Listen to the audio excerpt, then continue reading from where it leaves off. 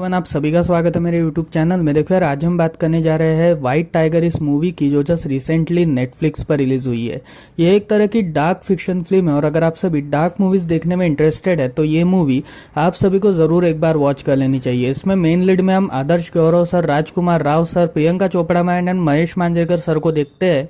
And seriously कहूँ तो ये मूवी काफी इनोवेटिव एंड काफी जबरदस्त है। सो आप सभी इस मूवी को एक बार तो भी जरूर वॉच करिएगा। सो आज मैं आपको इसकी कंप्लीट स्टोरी एंड एंडिंग के बारे में बताऊंगा और उसी के साथ साथ मैं आपको ये भी बताने की कोशिश करूंगा कि आप इस मूवी में क्या क्या देख सकते हो। So without wasting any time let's start this video. तो इस कंप्लीट स्टोरी की शुरुआत में हम बलराम नाम के एक शख्स से इंट्रोड्यूस होते हैं, जो एक बहुत बड़ा व्यापारी था, यानी उसकी गाड़ी का एक कैब सर्विस था। इसी वजह से वो बैंगलोर के एक बहुत रिचेस्ट स्थान में बैठा था और एक दिन उसे ये न्यूज पता चलती है कि चाइना के जो पीएम है वो इंडिया के कुछ व्यापारियों से मुलाकात करके उनको अपने बिजनेस में यानी चाइना के साथ वो डील्स वगैरह करवाना चाहते हैं। इसी वजह से बलराम इस डील में इंटरेस्टेड था और वो चाइना के पीएम को एक मेल लिखता है जिसमें वो ये बताने की कोशिश करता है कि वो भी कभी अमीर नहीं था, बल्कि वो एक गरीब खानदान से बिलोंग करता था जो लक्ष्मणबाद नाम के एक गांव में रहते थे।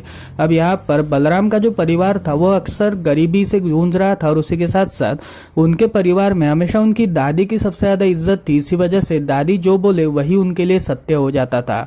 बचपन से ही बलराम काफी होशियार किस्म का लड़का था और उसकी ग्रास्पिंग पावर इतनी तेज थी कि वो किसी भी चीज को याद कर पाता था। और उसके एक बार टीचर ने उसे ये कहा था कि अगर तुम ऐसी ही मेहनत करोगे तो तुम वो प्राणी बनोगे जो आज तक कभी किसी को नहीं मिला, और उस प्राणी का नाम है द व्हाइट टाइगर। अब यहाँ पर हम ये देखते हैं कि बलराम काफी पढ़ना चाहता था, लेकिन उसकी दादी उसे बचपन से ही बाल मजदूरी वगैरह करवाती है। इसी वजह से उसकी पढ़ाई वहीं पर ही छूट जाती है और वो अनपढ़ ही रह जाता है। लेकिन धीरे धीरे वो मेहनत वगैरह कर मोल मजूरी वगैरह कर वो चाय का स्टॉल वगैरह और चाय की टपरी वगैरह खोलता है और तभी उसकी मुलाकात उसके एक लैंडलॉर्ड से होती है। एक्चुअली उनके गांव के जो मजदूर थे उनको एक लैंडलॉर्ड टैक्स वगैरह देता था और उस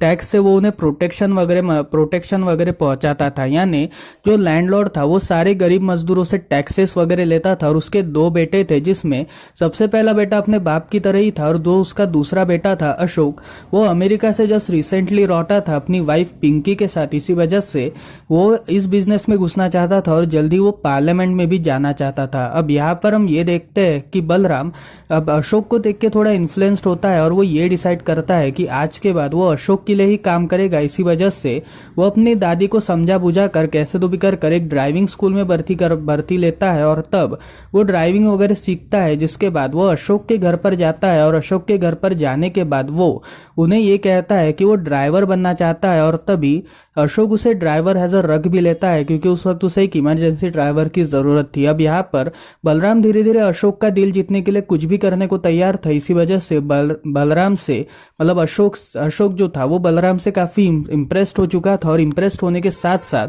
वो उसे अब काफी अच्छी ट्रीटमेंट भी देता था। इसी वजह से बलराम काफी अच्छी तरीके से जी रहा था। अब यहाँ पर हम ये देखते हैं कि बलराम जो था वो पहले जिस जगह पे रहता था, जो ड्राइवर्स की जगह होती थी, उस जगह पे जहाँ पर रहता था, जो बड़े बड़े ड्राइवर्स थे वो हमेशा उसे चिढ़ाया करते थे। इसी वजह से वो एक सेकेंडरी ड्राइवर के साथ अपनी जगह बना लेता है, जिसके बाद वो उसे अपनी जगह से हटाना चाहता था। इसी वजह से वो उसके खिलाफ कुछ तो भी कांड करता है। इसी वजह से उसे नौकरी से निकाल दिया जाता है। अब उसे नौकरी से निकाल दिए जाने के बाद वो उस कमरे में अकेले रहना स्टार्ट करता है। इसी वजह से वो अब खुश था और खुशी से अपनी नौकरी कर रहा था। लेकिन धीरे धीरे अब उसे पैसों की कमी खल रही थी, क्योंकि पैसे उसे काफी चाहिए थे और वो अपने मालिक को धोखा नहीं दे सकता। इसी वजह से वो अपने मालिक की हर बात को माने जा रहा था। अब यहाँ पर हम ये देखते हैं कि एक दिन पिंकी और अशोक ये दोनों एक पार्टी में गए थे और इस पार्टी के कंप्लीट होने के बाद पिंकी बलराम को ये रिक्वेस्ट करती है कि वो इस गाड़ी को चलाएगी। इसी वजह से वो इस गाड़ी को चलाती है और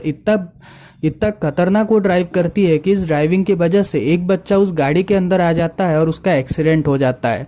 अब यहाँ पर बलराम जो था वो अशोक को समझाता है कि ऐसा कुछ भी नहीं होगा, क्योंकि ये गरीब लोग इतनी आबादी बढ़ाते हैं कि उनको खुद को पता नहीं होता कि उनका कौन सा बच्चे का नाम क्या है। इसी वजह से इसके रिलेटेड आपको कोई भी परेशान नहीं कर पाएगा। अब यहाँ पर अशोक जो था वो बलराम का नाम इसमें फंसाता है। इसी वजह से वो बलराम से ये कहता है कि अगर तुम तुम्हारे कन्फेशन लेटर में साइन करोगे तो काफ़ी अच्छा होगा और उसके साथ मेरे ऊपर का जितना भी चार्जेस है वो सभी हट जाएगा। इसी वजह से बलराम अपने मालिक को बचाने के लिए उस कन्फेशन लेटर पर साइन करते हैं और फिर उसके बाद अगले दिन से उसकी बेकार ट्रीटमेंट चलना स्टार्ट होती है। यानी जो लैंडलॉर्ड्स वगैरह है, मतलब जो अशोक के फादर थे, वो हमेशा उसके साथ बदतमीजी और उसके साथ बुरा व्यवहार करना स्टार्ट कर चुके थे। इसी वजह से बलराम काफ़ी परेशान था और पिंकी उसकी ये हालत देख के और भी ज़्यादा परेशान हो चुकी थी। इसी वजह से वो एक दिन बलराम से ये कहती है कि मुझे कहीं जाना है, जिसके बाद बलराम उसे एयरपोर्ट छोड़ता है और तभी वो एयरपोर्ट से वहां से भाग निकलती है। अब यहाँ पर यह बात जब अशोक को पता चलती है तब वो बलराम से पूछता है कि आखिर ये सब चल क्या रहा है, जिसमें बलराम उसे ये बताता है कि उसे खुद को नहीं पता कि आखिर ये सब हुआ क्या। जिसके बाद अशोक धीरे धीरे डिप्रेशन में जाना स्टार्ट हो चुका था और तब बलराम एक अच्छे नौकर का फर्ज अदा करते हुए वो उसे सहारा वगैरह देने का ट्राई करता है, जिसमें अशोक अपने फादर के धंधे में घुसना चाहता था और उसे पॉलिटिकल सपोर्ट की सबसे ज्यादा जरूरत थी। इसी वजह से वो अपनी वाइफ के जाने के डिप्रेशन से उठ खड़ा होता है और वापस पैसे वगैरह की हेराफेरी करना स्टार्ट करता है। यानी वो हमेशा पार्लियामेंट हाउस और उसके साथ दिल्ली के प्रेसिडेंट हाउस में जाता है ताकि वो यहाँ के लोगों को खरीद सके और यहाँ के लोगों को अगर उसने खरीद लिया तो उसके ऊपर पॉलिटिकल सपोर्ट भी आ जाएगा और उसका बिजनेस धीरे धीरे और भी ज्यादा आगे बढ़ता जाएगा। इसी वजह से उसने अपने बिजनेस को आगे बढ़ाने के लिए ये सारे काम करना स्टार्ट कर दिए थे। अब यहाँ पर बलराम को ये सारी बातें पता थी, पर फिर भी वो अपने मालिक को धोखा नहीं दे सकता था, क्योंकि अगर उसने ऐसा किया तो वो जो मालिक है वो उसके पूरे परिवार को खत्म कर देंगे। एक्चुअली वहाँ के मालिकों का ये मतलब दिल्ली के मालिकों का या फिर जो गांव से जो लोग आए हैं उनके मालिकों का ये मानना था कि अगर कोई भी नौकर हमारे साथ धोखा वगैरह करेगा तो उसके धोखा करने की वजह से हम उसके परिवार को पूरी तरीके से खत्म कर देंगे। इसी वजह से वो धोखा करने के बारे में सोच भी नहीं सकता। अब यहाँ पर वो एक दिन अपने पुराने ड्राइवर से मिलता है, जहाँ पर वो उसे ये पूछता है कि आखिर ये सब चला कैसे, जिसमें वो उसे ये बताता है कि जब तुम थोड़े बड़े हो जाओगे, 40-50 की उम्र में आ जाओगे, तब तक ये तुम्हें काफी अच्छी तरीके से ट्रीट करेंगे, लेकिन एक दिन वो तुम्हें हमेशा के लिए निकाल देंगे और हमेशा के लिए रिप्लेस कर देंगे। जिसके बाद इस रिप्लेसमेंट की वजह से तुम अगर कम पैसे कमा रहे हो तो तुम्हारी जिंदगी के लाले लग जाएंगे, लेकिन अगर तुम ज्यादा पैसे कमाओगे तो तुम एक झोपड़ी तो भी खरीद सकते हो। अब यहाँ पर अशोक जो था वो बलराम को निकालने की सोच रहा था, क्योंकि बलराम काफी टाइम से उसके सर के ऊपर झिक कर रहा था। इसी वजह से वो उसे ड्राइवरी के पोस्ट से हटाना चाहता था और वो इस ड्राइवरी के पोस्ट से नहीं निकलना चाहता था। लेकिन अचानक से उसे उसके घर से एक लेटर आता है जो उसके भाई के एक बेटे ने दिया था, और इस लेटर में उसकी दादी ये लिखती है कि 7 महीने से तुमने मुझे पैसे नहीं दिए हैं और अगर तुमने ऐसा नहीं किया तो मैं तुम्हारे मालिक को सारी सच्चाई बता दूंगी कि कैसे तुम ये सारे कांड कर रहे हो, इसी वजह से कैसे तुम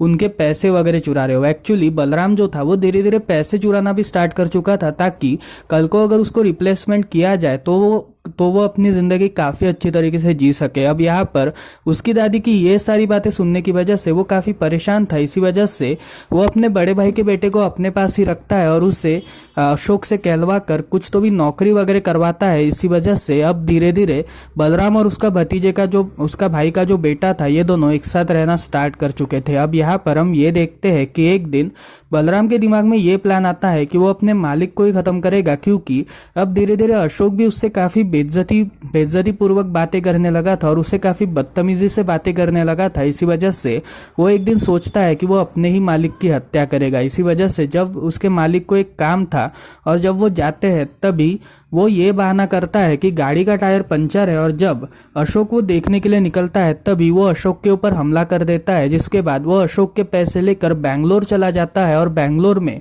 जब उसे पुलिस अरेस्ट करती है तब वो अशोक के पैसे देकर इस कंप्लीट केस को यही रफा दफा कर देता है और पुलिस के प्रोटेक्शन का यूज करके वो खुद की एक कंपनी चालू करता है और उस कंपनी का नाम वो कैप्स कंपनी रखता है। अब यहाँ व्हाइट टाइगर कंपनी रखता है।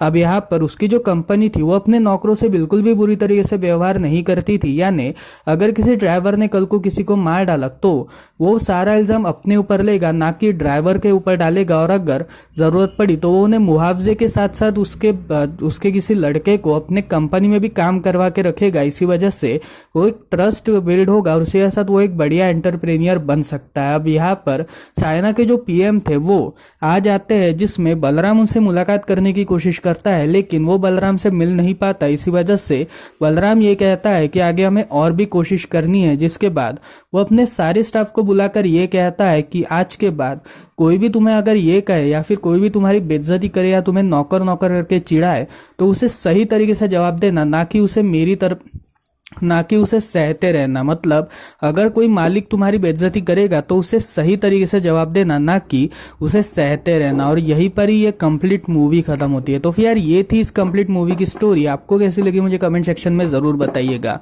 अब बात करते हैं इसके शॉर्ट रिव्यू की, तो मूवी सीरियसली काफी जबरदस्त है और जिस हिसाब से इसका कॉन्सेप्ट है आप सभी को एक बार तो भी ये मूवी जरूर वॉच कर लेनी चाहिए। सो मिलते हैं अगली वीडियो में, तब तक के लिए bye bye. But bye bye करने से पहले आप सभी मेरे चैनल को जरूर से सब्सक्राइब करिएगा और उस बेल आइकन को भी प्रेस करिएगा, क्योंकि मैं ऐसे ही मूवीज एंड वेब सीरीज के रिलेटेड वीडियोस इस चैनल पर अपलोड करता रहता हूँ। सो मिलते हैं अगली वीडियो में अगेन, तब तक के लिए बाय बाय।